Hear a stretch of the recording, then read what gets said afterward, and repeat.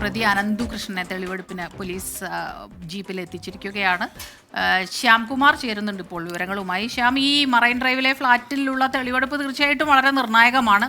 അങ്ങോട്ടേക്ക് എത്തിക്കഴിഞ്ഞിരിക്കുന്നു അല്ലേ? തീർച്ചയായും ഈ മറൈൻ ഡ്രൈവിലെ ഫ്ളാറ്റിലേക്ക് അല്പസമയം മുമ്പാണ് പോലീസ് സംഘം അനന്തു കൃഷ്ണനുമായി നഗരത്തിൽ പല ഭാഗത്തും മാധ്യമങ്ങളുടെ കണ്ടുപിടിക്കുന്നതിനായി നഗരത്തിൽ പല ഭാഗത്തും കറങ്ങിയാണ് ഒടുവിൽ ഈ മറൈൻ ഡ്രൈവിലേക്കുള്ള ഫ്ളാറ്റിലേക്ക് പോലീസ് സംഘം എത്തിയിരിക്കുന്നത്. ഇവിടെ തെളിവെടുപ്പ് നടത്തുമ്പോൾ പണം കൈമാറിയതുമായി ബന്ധപ്പെട്ടുള്ള കാര്യങ്ങളാകും അന്വേഷണ സംഘത്തിന് പ്രതിയിൽ നിന്നും അറിയാനുണ്ടാകുക. അതുമായി ബന്ധപ്പെട്ടുള്ള വിവരങ്ങൾ തന്നെയാകും ശേഖരിക്കുക. ഏതായാലും ഇവിടെയും മാധ്യമങ്ങളുടെ ചോദ്യങ്ങൾക്ക് മറുപടി നൽകാതെയാണ് അനന്തകൃഷ്ണൻ അകത്തേക്ക് കയറിപ്പോയത്. രാഷ്ട്രീയ നേതാക്കൾക്ക് പണം നൽകിയെന്ന് അല്പസമയം മുമ്പ് മാധ്യമങ്ങളോട് അനന്തകൃഷ്ണൻ പറഞ്ഞിരുന്നു. അത് ആർക്കൊക്കെയാണ് എന്നുള്ള ചോദ്യങ്ങൾക്ക് മറുപടി നൽകാതെയാണ് അയാൾ അകത്തേക്ക് തെളിവെടുപ്പിന് പോലീസിന്റെ കൂട്ടത്തിൽ കയറിപ്പോയിരിക്കുന്നത്. ഏതായാലും തിരിച്ചു വരുമ്പോഴും സ്വാഭാവികമായും ഈ രാഷ്ട്രീയ നേതാക്കൾ ആരൊക്കെയാണ്, പാവപ്പെട്ട ആളുകളുടെ കയ്യിൽ നിന്നും വാങ്ങിയ പണം അത് കൈക്കൂലിയായി കൈപ്പറ്റിയ രാഷ്ട്രീയ നേതാക്കൾ ആരൊക്കെയാണ്, പോലീസ് മറച്ചുവെക്കുന്ന ആ പേരുകൾ ആരുടെയൊക്കെയാണ് എന്നുള്ളത് സ്വാഭാവികമായും ആ പ്രതിയോട് ചോദിക്കേണ്ടി വരും. അതിന് അയാൾ മറുപടി നൽകുമോ എന്നറിയില്ല. അങ്ങോട്ട് പോകുമ്പോൾ ഈ ചോദ്യത്തിന് ഉത്തരം നൽകാതെയാണ് അനന്തകൃഷ്ണൻ കടന്നു പോവുകയും ചെയ്തത്. ഏതായാലും പ്രതിയുമായി ആറാം നിലയിലുള്ള കെട്ടിടത്തിൽ പോലീസിന്റെ തെളിവെടുപ്പ് ആരംഭിച്ചിട്ടുണ്ട്.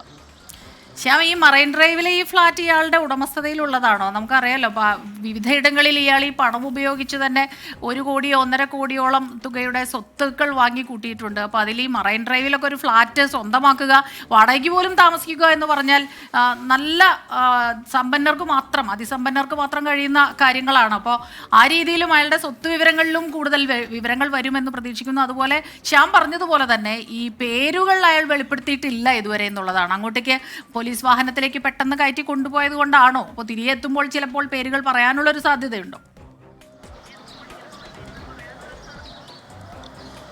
തീർച്ചയായും ഇവിടെ ഈ മറൈൻ ഡ്രൈവിലുള്ള ഈ ഫ്ലാറ്റിൽ വാടകയ്ക്കാണ് അയാൾ ഫ്ലാറ്റ് എടുത്തിരുന്നത്. അവിടെയാണ് ഈ ഇടപാടുകൾ നടന്നിരുന്നതും. ഇവിടെ പോലീസിന് അറിയേണ്ടത് ഈ ഫ്ലാറ്റ് കേന്ദ്രീകരിച്ച് നടന്ന സാമ്പത്തിക ഇടപാടിൽ അനന്തകൃഷ്ണൻ എത്ര തവണ പങ്കെടുത്തിട്ടുണ്ട്. നേരത്തെ മൂവാറ്റുപുഴയിൽ തെളിവെടുപ്പിന് കൊണ്ടുവന്ന 3 ജീവനക്കാർ അവർ ഈ ഫ്ലാറ്റിൽ ചില സാമ്പത്തിക ഇടപാടുകൾക്കായി എത്തിയിട്ടുണ്ട് എന്ന് പോലീസിന് മൊഴി നൽകിയിരുന്നു. സ്വാഭാവികമായും അന്ന് ഇവിടെ ആരൊക്കെ ഉണ്ടായിരുന്നു, എന്ത് തരത്തിലുള്ള മീറ്റിംഗ് ആയിരുന്നു ഇവിടെ നടന്നത് എന്നുള്ള കാര്യങ്ങൾ അറിയണം. അതിനപ്പുറത്തേക്ക് നമ്മൾ നേരത്തെ പറഞ്ഞ പോലെ തന്നെ പാവപ്പെട്ട ആളുകളുടെ കയ്യിൽ നിന്ന് സ്കൂട്ടർ വാങ്ങി നൽകാം, വീട്ടുപകരണങ്ങൾ നൽകാം, അങ്ങനെ പറഞ്ഞു വാങ്ങിയ തുകയാണ് അയാൾ കോടിക്കണക്കിന് രൂപയായി കൈവശം വെച്ചിരിക്കുകയും രാഷ്ട്രീയക്കാർക്ക് കൈക്കൂലിയായി നൽകി തൻ്റെ തട്ടിപ്പിന് മറ തീർക്കുകയും ചെയ്തത്.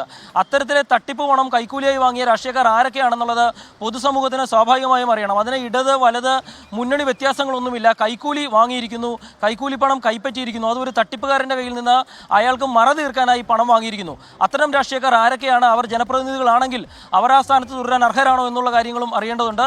ഏതായാലും ഈ പ്രതിയുടെ വായിൽ നിന്ന് അത്തരത്തിലുള്ള പേരുകൾ ലഭ്യമാകുമോ എന്ന് അറിയേണ്ടിയിരിക്കുന്നു. കാരണം ആ തട്ടിപ്പുകാരുടെ തട്ടിപ്പ് പണം കൈപ്പറ്റിയതിൽ ജനപ്രതിനിധികൾ ഉണ്ടെങ്കിൽ അത് സ്വാഭാവികമായും ഈ കേസിലെ കൂട്ടുപ്രതികളാകുമെന്നുള്ള ഉറപ്പാണ്. ആ സാഹചര്യത്തിൽ അകത്തേക്ക് കയറിയപ്പോൾ മിണ്ടാതെ പോയ അനന്തു കൃഷ്ണൻ പുറത്തേക്ക് ഇറങ്ങി വരുമ്പോൾ തൻ്റെ കയ്യിൽ നിന്ന് നന്ദിയോടെ പണം വാങ്ങിയ ആ രാഷ്ട്രീയക്കാരുടെ പേരുകൾ പറയുമോ എന്നുള്ളത് നമുക്ക് നോക്കാം.